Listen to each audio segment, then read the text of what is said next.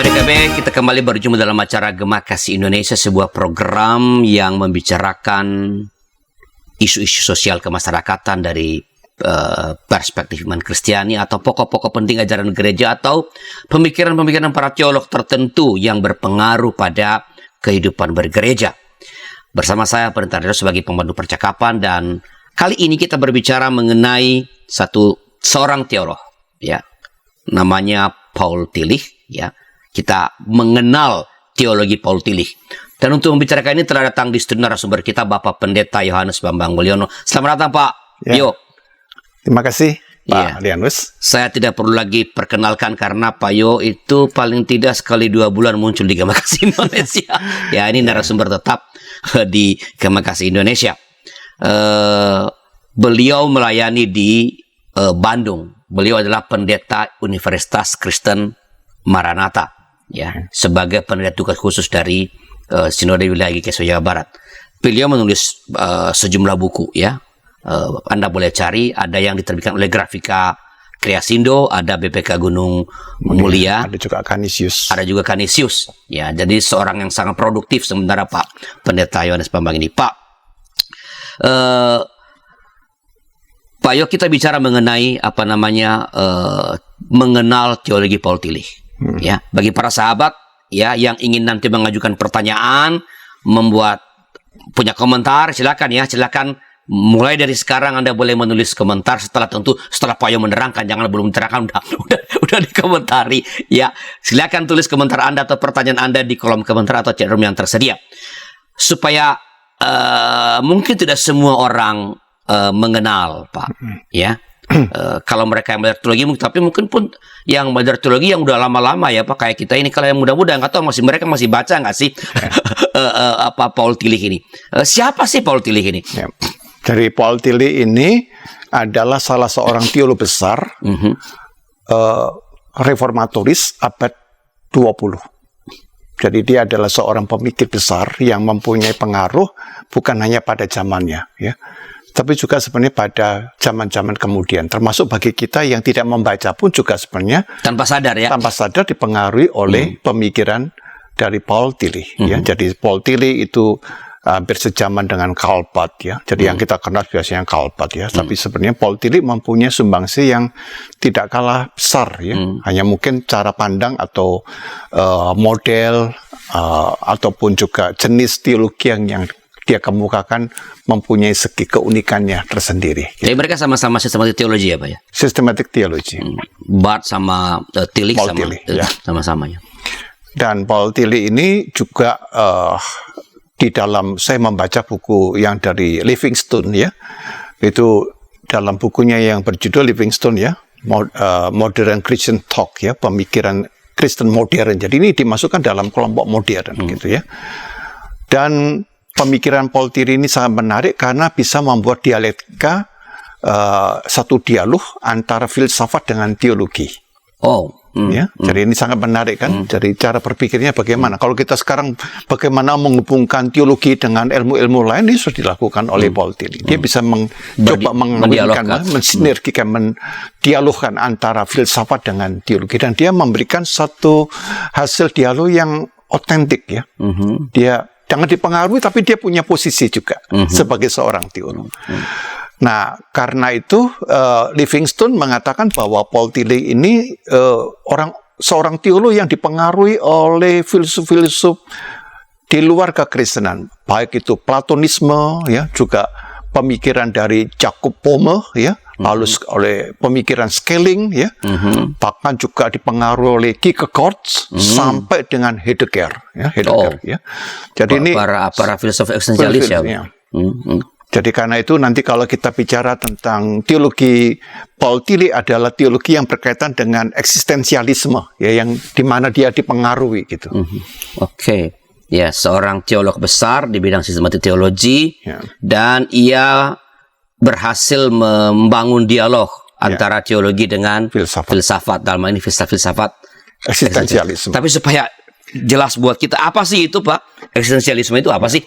Nah, itu sangat sulit dijawab dengan sepotong kata, ya, karena para filsuf eksistensialis itu mempunyai pandangan macam-macam ya. Misalnya kalau saya dari Heidegger ya, eksistensialisme dari kata eksistensi, kalau dalam bahasa Jerman da itu di sana, sein itu berada. Jadi eksistensi artinya berada di sana gitu kan.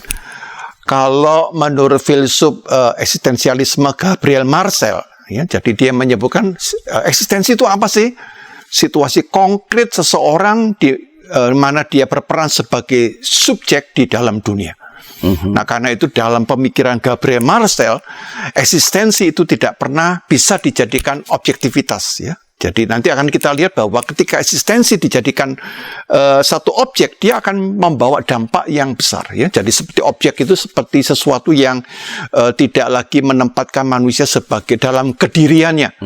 Nah, nanti akan kita lihat misalnya di dalam pengaruh Perang Dunia Kedua, ketika eksistensi itu sebagai objek, maka itu yang dilakukan oleh Nazisme dengan membantai orang-orang Yahudi, begitu ya.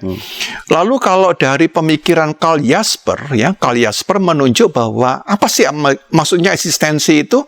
Ya, Karl Jasper mengatakan bahwa eksistensi adalah kedirian kita yang sebenarnya. Jadi ketika bicara mengenai eksistensi, kita sedang berbicara mengenai kedirian kita yang otentik, yang unik, ya. Dan karena itu sama seperti Karl Jasper bahwa eksistensi tidak pernah bersifat objektif gitu. Bahkan eksistensi selalu membuka kemungkinan-kemungkinan yang baru. Jadi kalau kita bereksistensi berarti kita selalu menghadapi kemungkinan-kemungkinan yang baru yang tak terduga, begitu ya. Jadi ada sesuatu proses aktualisasi diri yang tak terbatas, terus menerus gitu ya. Dan sangat menarik bahwa di dalam pemikiran Karl Jasper itu eksistensi dikaitkan dengan apa yang disebut dengan situasi batas, ya. Jadi, dan kata situasi batas ini juga nanti akan masuk di dalam teologinya Paul Tillich, ya. Dan apa yang dimasukkan dengan situasi batas, ya? Secara sederhana begini, situasi batas adalah situasi yang tidak bisa kita hindari. Setiap kita pernah menghadapi situasi batas, ya. Apakah karena kita menghadapi kondisi sakit, bahkan ketika nanti kita akan mengalami kematian, itu adalah situasi batas yang tidak bisa kita hindari, begitu. Nah, situasi batas itulah menunjukkan bahwa ada suatu realitas di belakang batas itu, ya. Nah, jadi kalau kita bereksistensi artinya kita dengan sadar mengalami situasi batas gitu, ya. Jadi orang yang bereksistensi menyadari situasi batas ketika kita tidak bisa melakukan sesuatu di luar kemampuan kita, kondisi sakit yang tidak bisa atasi, bahkan itu kematian, kita menyadari makna dari eksistensi yang sedang kita alami bersama. Nah, jadi secara sederhana maka di situ nanti Paul Tillich dalam situasi batas itu, Paul Tillich lalu mengembangkan bahwa manusia berhadapan dengan realitas ketiadaan. Kira-kira seperti itu. Nah, supaya langsung bisa dikaitkan, kan tadi Pak Yom mengatakan bahwa Tillich ini dipengaruhi atau berdialog paling nggak dengan filsafat eksistensialis. Nah, lalu secara khusus yang berkaitan dengan situasi batas. Nah, bisakah sedikit dijelaskan bagaimana atau seperti apa ini mempengaruhi teologinya Tillich, atau apa hasil dialog antara teologi dan filsafat eksistensialis ini bagi Tillich secara khusus dalam kaitan dengan situasi batas, Pak? Ya. Jadi Paul Tillich kan seorang teolog, ya Pak ya, sebagai seorang Kristen yang tentunya di samping dia berdialog dengan filsafat, tapi kan dia juga mempunyai seperangkat pengetahuan ataupun refleksi teologis gitu kan. Nah, situasi batas bahwa dalam beriman, dalam konsepnya Paul Tillich, orang beriman itu yang mungkin tidak pernah dipikirkan oleh para teolog yang lain, bahwa beriman itu berarti kesediaan untuk menghadapi situasi batas yang bernama ketiadaan. Ketiadaan itu ya dalam bahasa Inggris disebut non-being, ya. Jadi iman itu kalau kita bisa merangkul realitas yang tiada atau realitas non-being itu. Dan Paul Tillich membedakan antara ketiadaan yang absolut dengan ketiadaan yang relatif. Jadi setiap orang beriman itu menghadapi dua situasi ini. Ya, ketiadaan yang absolut ya, dalam dia menyebutnya dengan satu kata dari bahasa Yunani, aukon ya, aukon ya, itu ketiadaan yang absolut, contohnya kematian. Tapi juga ketiadaan yang relatif, meon ya, ketiadaan relatif.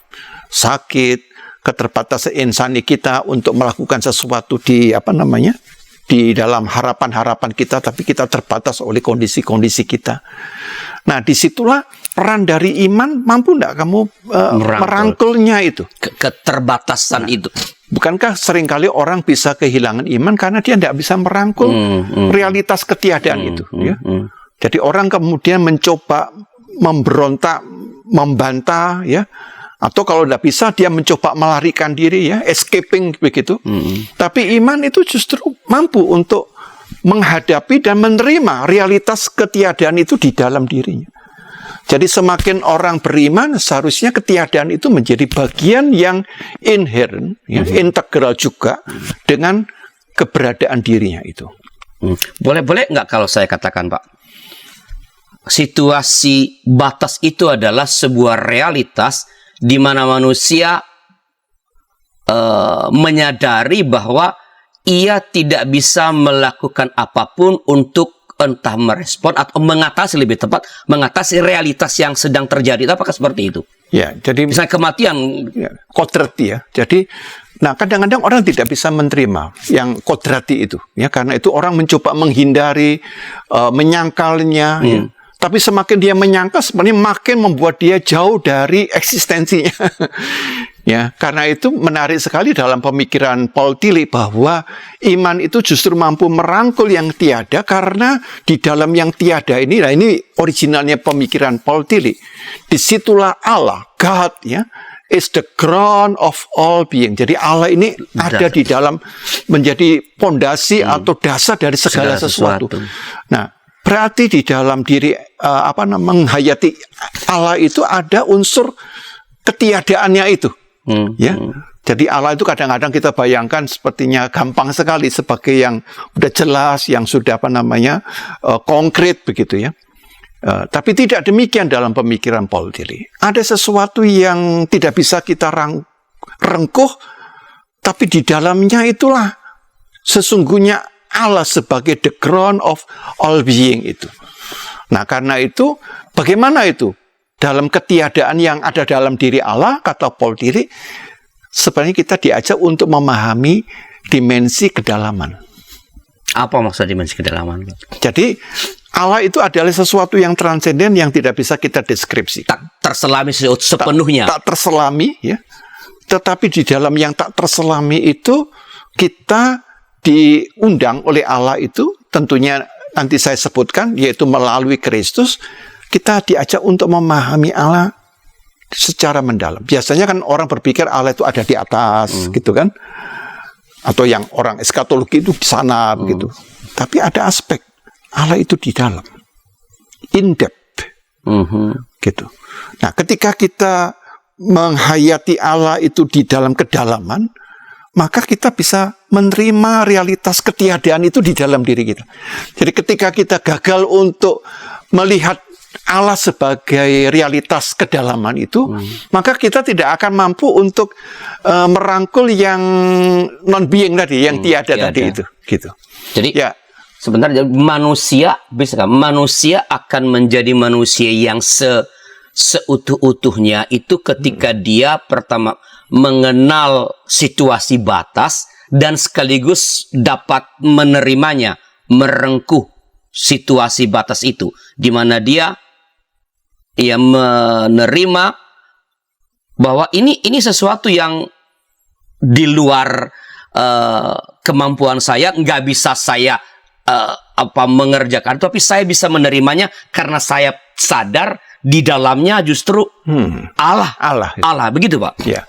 Jadi teologinya Paul Tillich itu mengajak supaya manusia itu jangan melihat dari sudut yang tampak, yang indrawi.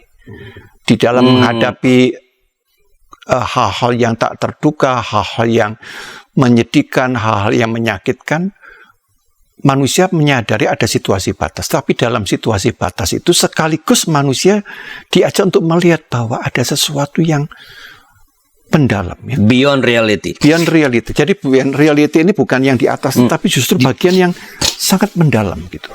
Nah, karena itu memang kalau kita membaca karya-karya Paul Tillich itu memang kita rasakan itu, ya. Refleksinya itu sangat dalam sekali gitu, ya. Justru karena kesadaran itu, ya. Kesadaran itu. Oke, Pak. Saya masih ingin tanya tentang apa selain dari filsafat eksistensialis, apa lagi sebenarnya yang mempengaruhi teologi Tillich, tapi setelah beberapa informasi berikut ini.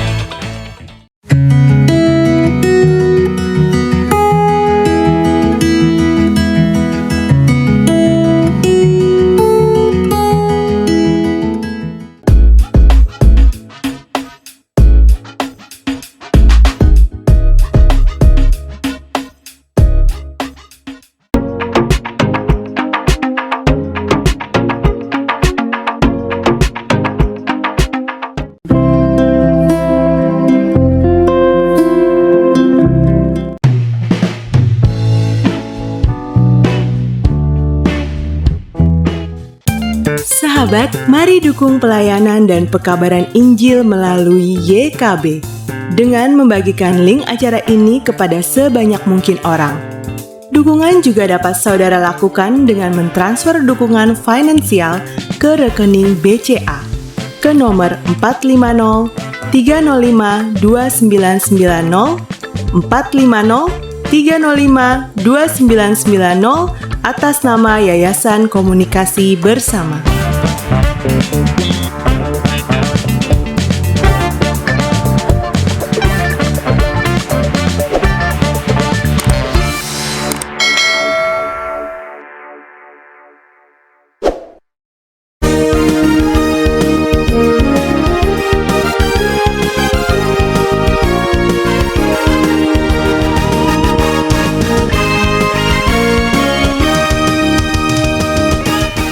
Sahabat DKB, masih dalam acara Gema Kasih Indonesia dengan saya Pendeta Ardianus sebagai pemberi percakapan, narasumber kita Bapak Pendeta Yohanes Bambang Mulyono. Kita sedang berbicara tentang mengenal teologi Paul Tillich, seorang teolog besar, ya, teologi pemikir abad ke-20, ya. Tadi kan udah jelaskan bahwa filsafat eksistensialisme mempengaruhi, atau paling tidak ada dialog lah dengan teologinya Tillich. Selain filsafat eksistensialisme, apa lagi yang mempengaruhi konseptualisasi teologinya Tillich ini, Pak Yo? Jadi saya ingin memulai dulu dengan tadi kedalaman dulu tadi, ya Pak, ya. Jadi kedalaman itu dikatakan oleh Tillich dengan satu kata, eine Wort, ya. Jadi eine Wort, jadi eine di dalam dan word, kata-kata, ya. Jadi setiap orang beriman itu mempunyai eine Wort, ya. Apa yang dimaksudkan? A kind of self communication, ya. Satu jenis komunikasi dengan diri sendiri, kan itu banyak refleksi kepada diri sendiri gitu, ya. Atau dia suka sebutnya dengan a monologue of the soul with itself, ya. Jadi satu monolog dengan diri kita sendiri, ya. Nah, dari situlah orang kemudian melihat tentang realitas Allah di dalam diri, ya, yang mengalami situasi batas itu. Nah, lalu apakah ada yang mempengaruhi, ya, pasti ada pengaruhnya, namanya teologi pasti lahir dari sebuah konteks, ya. Ya, apa saja? Karena pada zamannya Paul Tillich itu gereja itu sedang berada di tengah-tengah era yang mengagungkan rasionalitas. Jadi kita tahu, ya, apa sampai disebutkan, ya, bahwa aku berpikir maka aku ada, ya. Ya.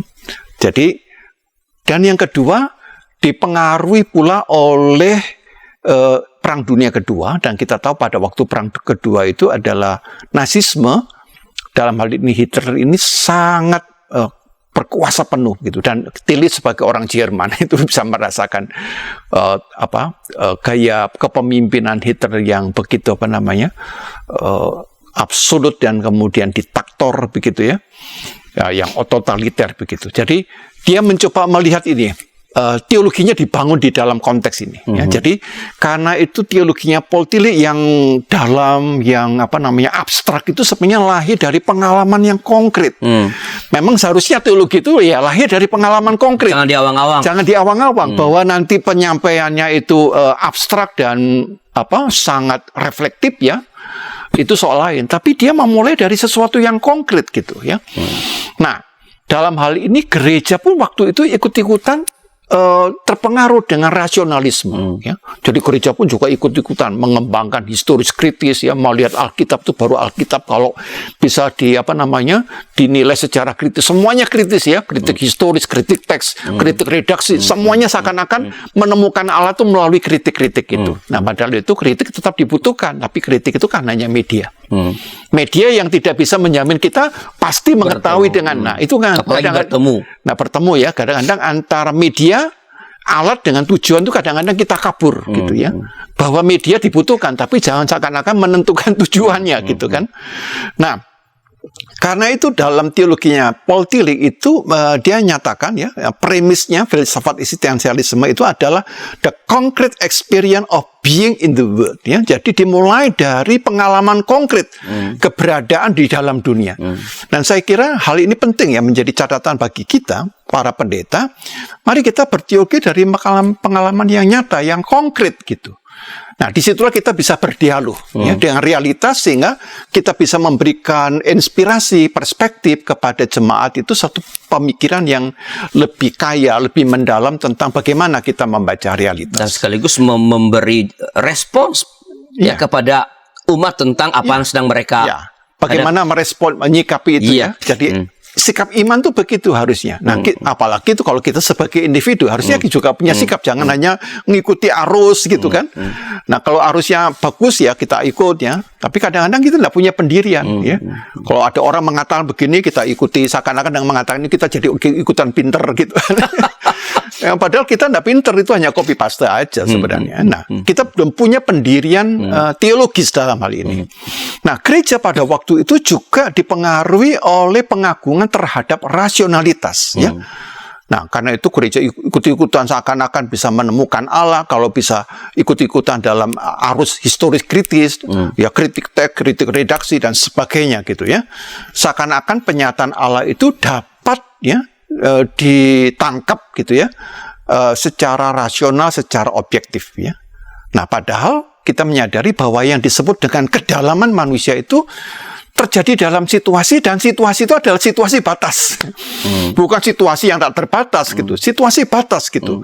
Nah, dalam situasi batas itulah manusia menyadari tentang keberadaannya, tentang eksistensinya yang konkret, yang nyata begitu.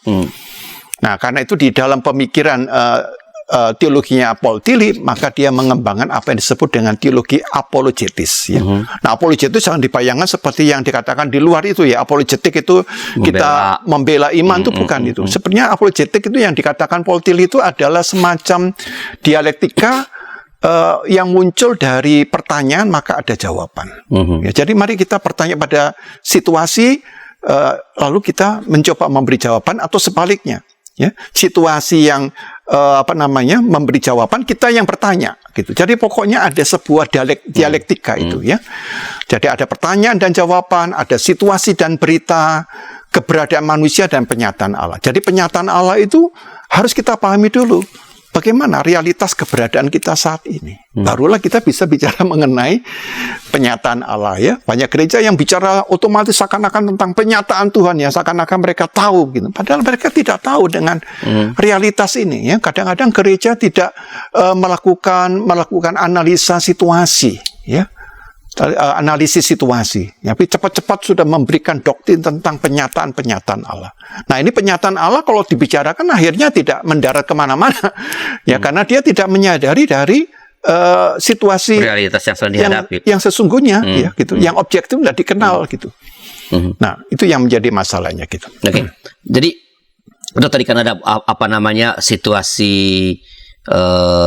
di Jerman, ya, gereja yang dikuasai oleh rasionalisme, lalu Hitler yang otoriter, Ya, itu totaliter. itu semua ikut membentuk atau mempengaruhi bagaimana Tillich merumuskan teologinya.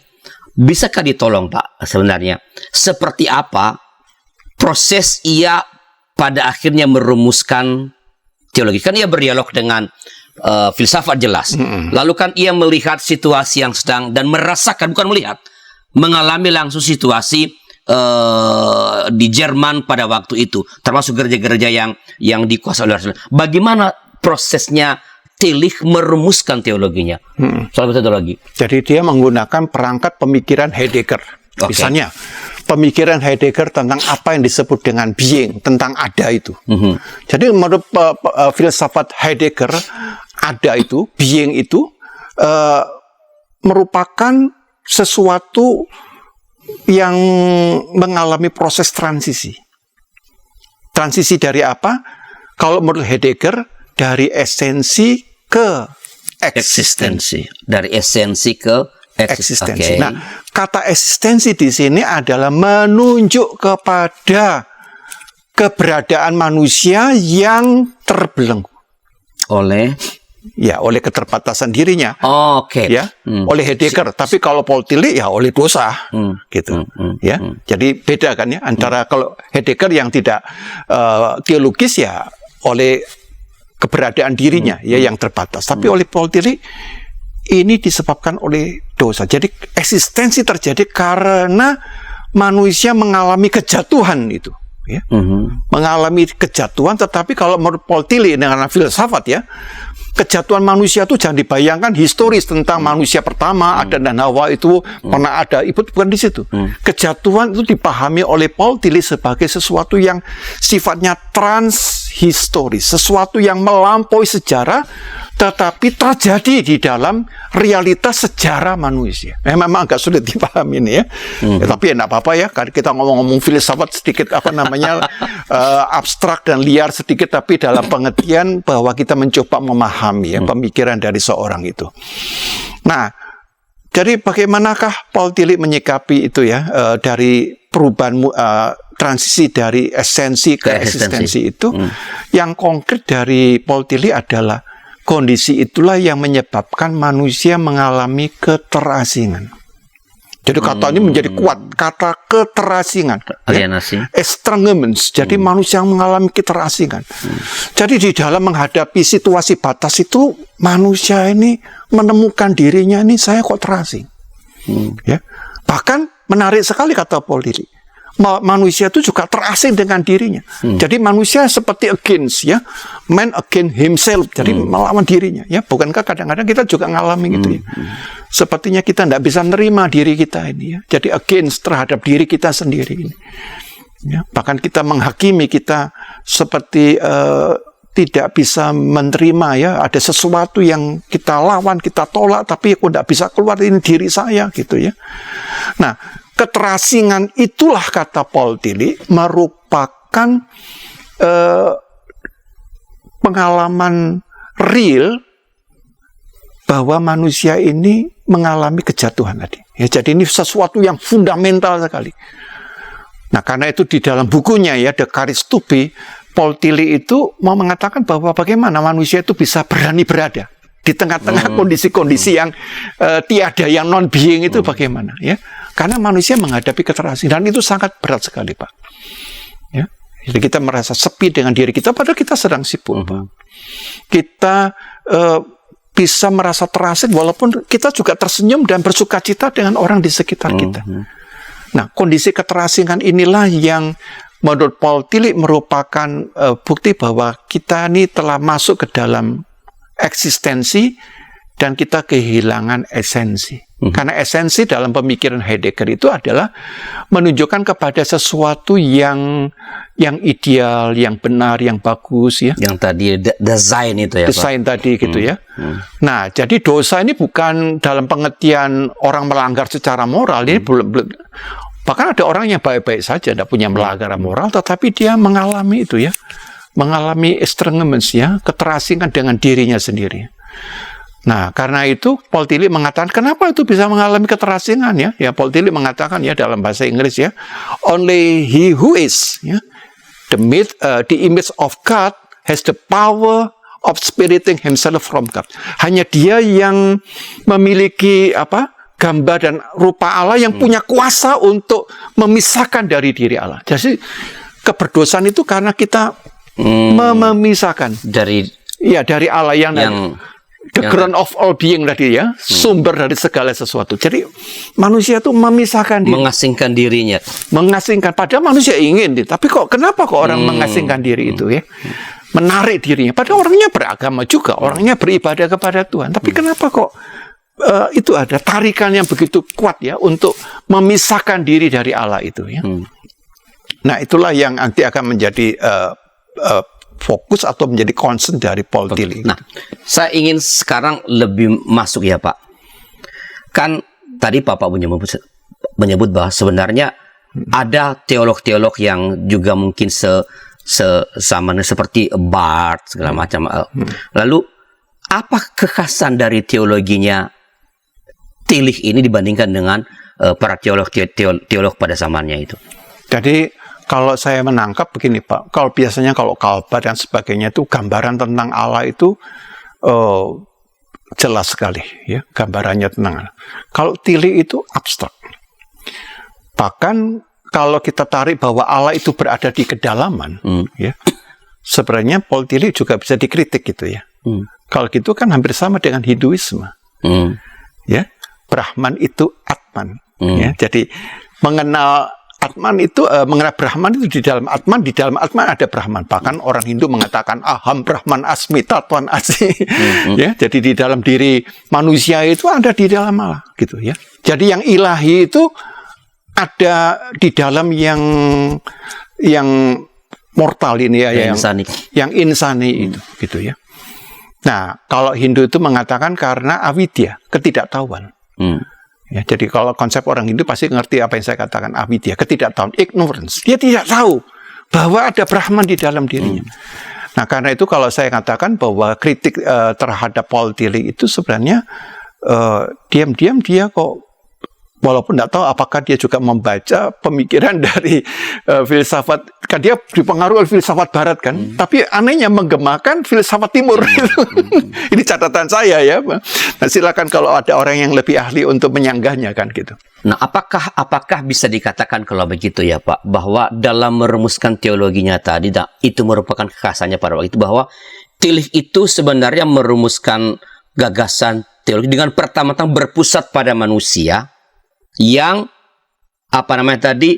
terasing dari Allah, dan menyadari tadi dengan yang memberi istilah tadi situasi batas. Apakah itu setelah beberapa informasi berikut ini?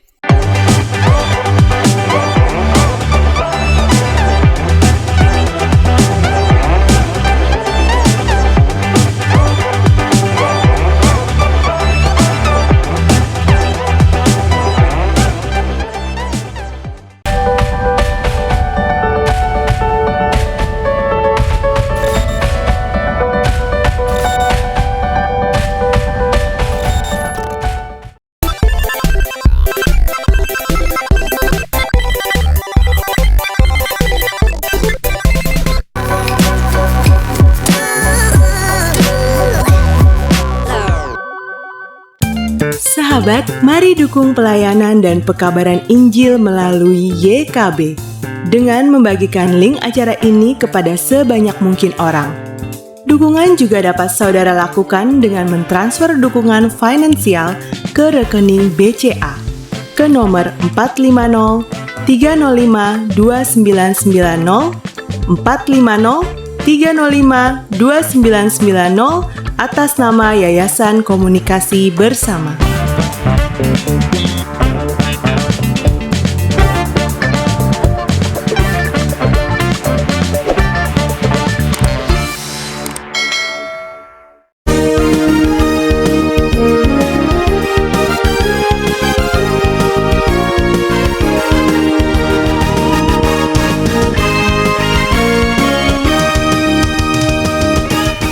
Sahabat DKB, masih dalam acara Gema Kasih Indonesia dengan saya Pendeta Aryo sebagai percakapan narasumber kita Bapak Pendeta Yohanes Bambang Mulyono. Kita berbicara tentang mengenal teologi Paul Tillich. Ini segmen terakhir, tapi Anda masih bisa memberikan komentar, pertanyaan di chat room atau di kolom komentar yang tersedia. Ini terakhir Pak Yo, jadi kita harus betul-betul memanfaatkan waktu ini nih. Saya ulang yang tadi, apakah bisa dikatakan bahwa Paul Tillich itu dalam membangun teologinya lebih mendasari diri pada hasil refleksi terhadap manusia itu, sebagai manusia dalam kedalaman diri, mengenali dirinya dalam keterpisahan dengan Allah, baru kemudian muncul refleksi daripada membuat statement-statement teologis lebih dahulu. Nah, ini saya kira keunikan atau kekhasan dari Paul Tillich. Dia tidak mendasarkan kepada dogma doktrin gereja, tidak. Tapi dia melihat dalam realitas kemanusiaan yang dia jumpai di dalam era yang dia lihat dan dia alami gitu ya, khususnya dalam bagaimana Hitler dengan Nazisme ya, dalam pemerintahan yang totaliter ya, memperlakukan orang, gereja yang juga ikut-ikutan terpengaruh dengan cara pendekatan yang seakan-akan dengan pemikirannya itu ya, sampai dia melihat bahwa manusia bukan sebagai objek ya, jadi dia itu gereja tanpa sadar ke sana juga, seakan-akan mengenal Allah juga bisa dengan pemikirannya yang rasional, yang rasionalistik, maksudnya bukan rasional, tapi rasionalistik ya. Jadi itulah yang dilihat, dialami oleh Paul Tillich, itu refleksinya berdasarkan perjumpaan atau pengalamannya yang konkret dengan sesamanya yang dia. Dan itu basis konseptualisasi teologinya. Ya, karena itu disebutkan dan teologi apologetik. Apologetik itu mulai dari pertanyaan dulu, baru ada jawaban gitu ya. Nah, yang lain itu mulai dari atas ke bawah ini. Kalau dia enggak, mulai dari yang realitas ini baru kemudian ditarik ke atas. Oke.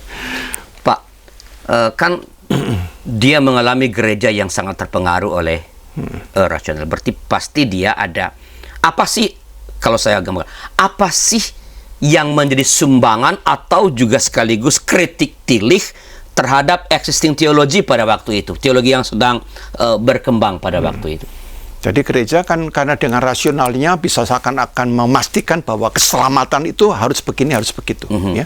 Dan dia kritik itu, ya. Nah, minimal ada 5 ya yang dia kritik ya, ada 5 cara penyelamatan ya. Jadi yang pertama adalah self-salvation and religion. Jadi seakan-akan gereja itu sebagai agama itu dengan kekuatannya diri sendiri dia bisa menyelamatkan. Ya. Yang kedua, ya, legalistic ways of self-salvation, ya. Jadi cara-cara legalistik untuk menyelamatkan diri sendiri, ya. Kemudian yang ketiga, ascetic ways of self-salvation. Jadi cara-cara asketis. Jadi ini gereja juga punya untuk selamat pakai cara-cara asketis ya, yang menyangkal diri begitu kan.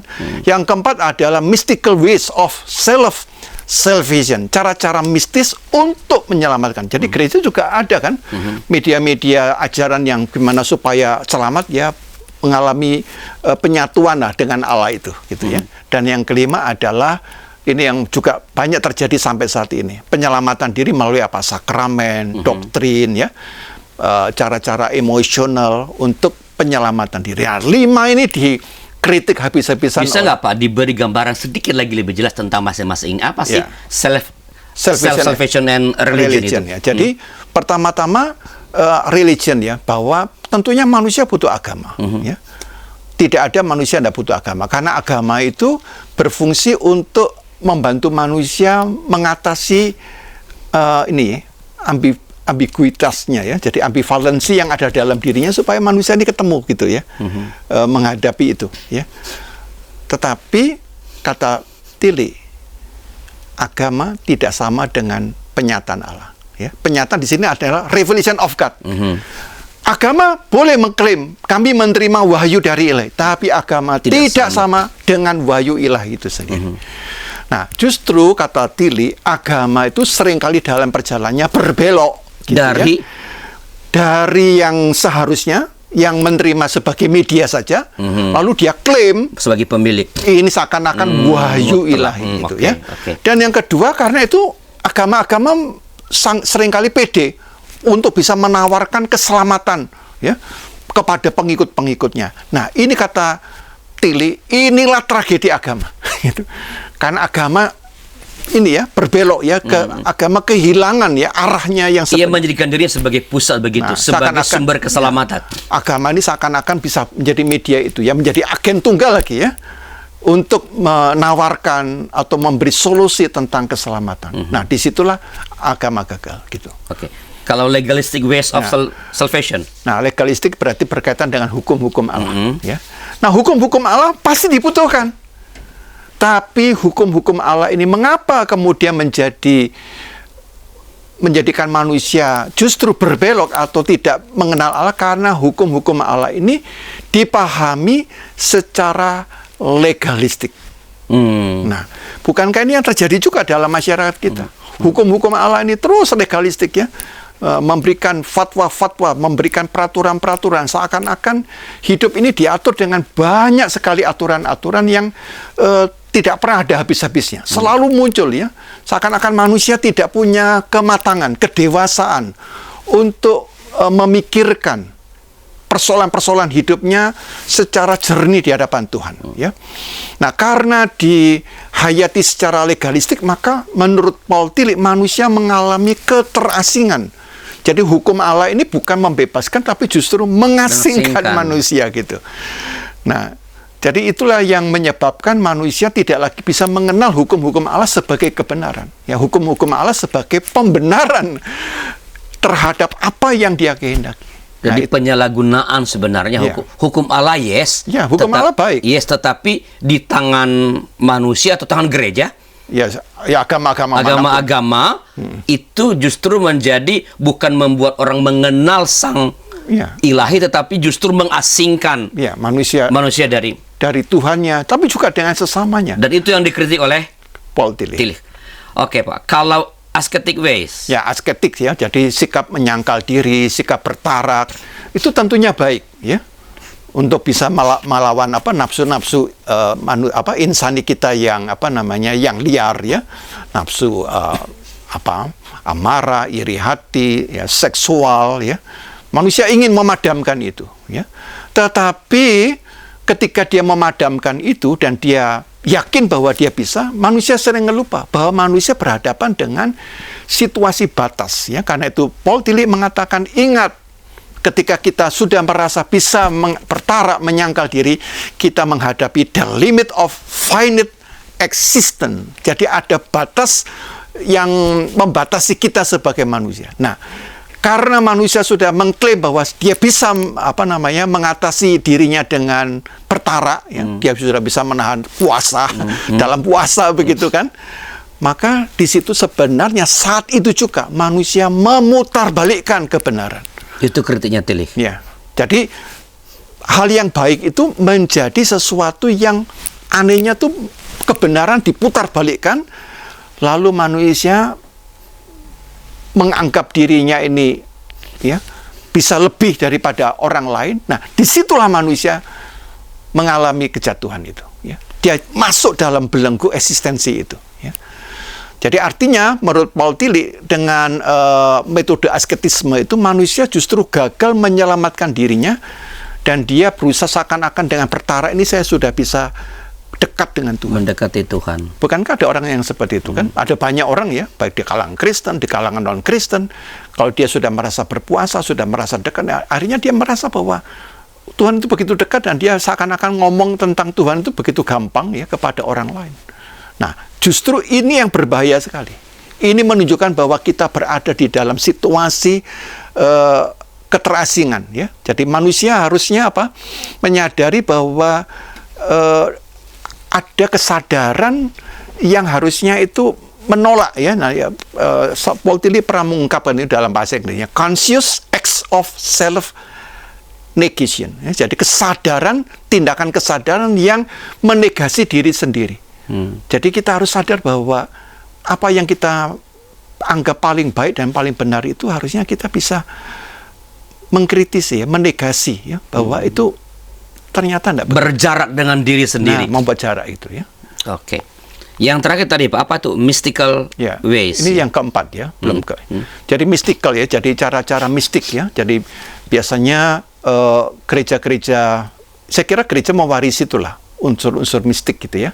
Penyatuan dengan Tuhan sehingga orang mengalami stigmata ya. Ya, dalam gereja Katolik juga ada orang-orang yang dekat sekali dengan cara-cara mistik gitu ya, yang begitu dekat sampai sekali penderitaan atau luka-luka Kristus sampai terjelma di dalam dirinya ya. Nah, itu sama dengan apa tuh dalam filsafat Jawa atau manunggaling kawula ing Gusti. Itu ya. Ya, jadi sampai sana.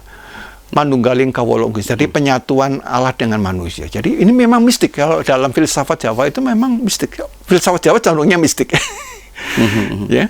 Nah, itu seringkali begitu ya. Berasa bahwa kalau sudah saya dekat dengan Tuhan, menyatu dengan Tuhan. Bahkan istilahnya menyatu lagi.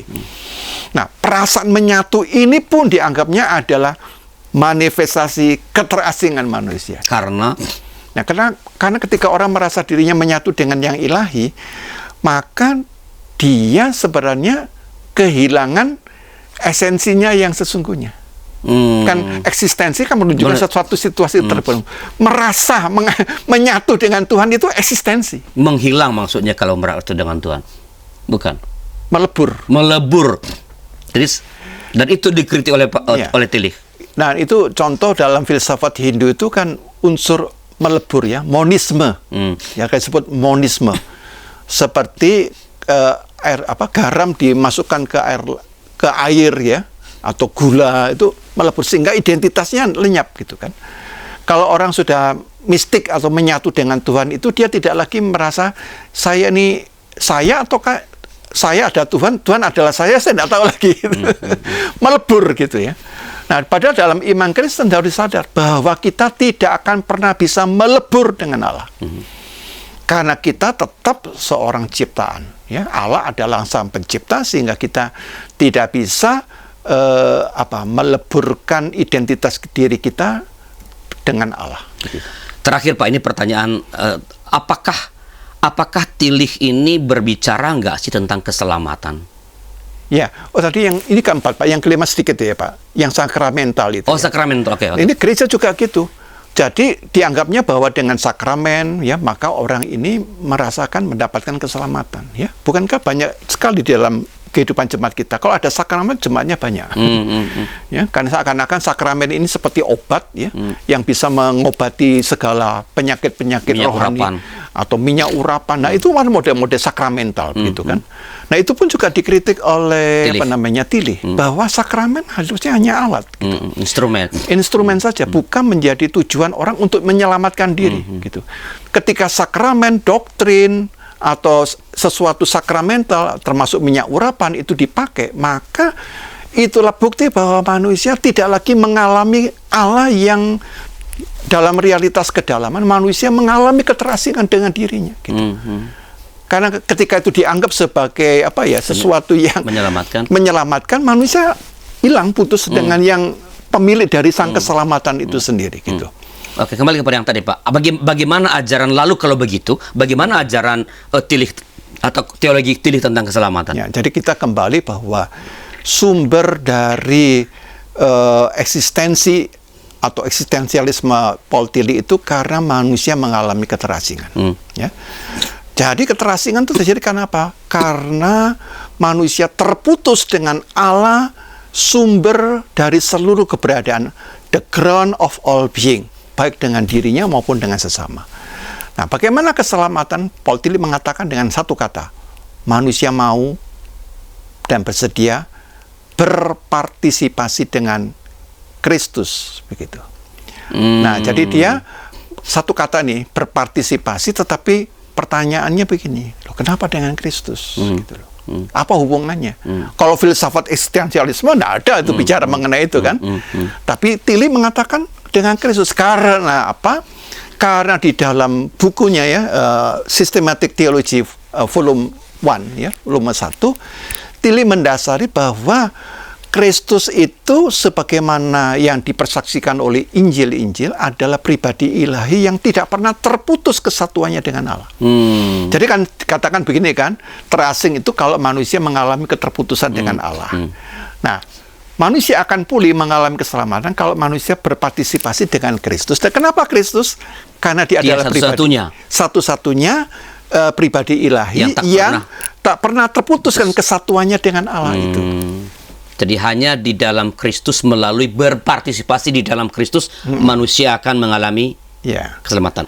Baik Pak, Ya. bisa nggak semacam sebutlah pesan penutup dari Pak Yo?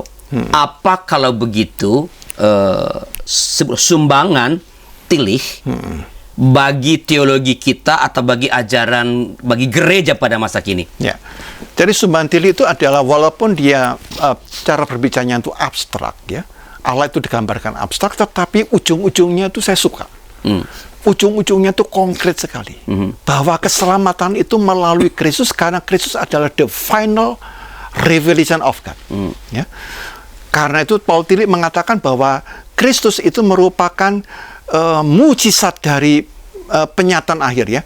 Kristus adalah He is the miracle of the final revelation gitu. Nah, artinya apa? Gereja-gereja itu jangan terpengaruh oleh lingkungan sekitar sehingga Yesus itu dikatakan hanya salah satu keselamatan. Kita sebagai gereja itu harus jelas ya. Kristus adalah satu-satunya keselamatan, tetapi tidak berarti dalam pernyataan itu kita menjadi eksklusif. Pernyataan Kristus sebagai the final revelation itu justru membuka kepada kita untuk menerima ya, manusia yang terasing, setiap orang termasuk diri kita itu di dalam kasih Allah, di dalam penyelamatan Allah, di dalam penebusan Kristus. Karena kata Tillich, Kristus adalah the end of existence. Jadi akhir dari seluruh keberadaan itu. Nah, dengan berpartisipasi dengan Kristus sebagai the end of existence itulah, maka kita bisa menjumpai kemanusiaan yang tidak lagi terasing. Jadi kita bagaimana memperlakukan orang lain tidak dengan cara yang objektif ya, tetapi kita bisa memperlakukan sesama sebagaimana Allah itu mengasihi di dalam Kristus dengan cinta kasihnya yang tak terbatas. Oke Pak Yo, ini masih masih mungkin kita masih ada benar top apa persa juga masih ada beberapa pertanyaan, tapi sekali lagi waktu kita sudah di ujung, kita udah sampai pada situasi batas. Situasi batas. Jadi para sahabat, itulah percakapan kita mengenai mengenal teologi Paul Tillich dalam episode kali ini. Dan bila ada sekali lagi pertanyaan atau komentar Anda tentang ini, silakan tetap dapat dituliskan di kolom komentar, dan nanti Pak Pendeta Yohanes Bambang akan merespons pada waktu dengan gembira. Terima kasih Pak Yo atas percakapan kita. Ya, mungkin belum tuntas, tapi paling tidak kita sudah membuka sedikit, memperkenalkan sedikit siapa Tillich dan teologinya kepada para pemirsa dari YKBGK TV. Sampai jumpa pada episode berikutnya. Memberkati.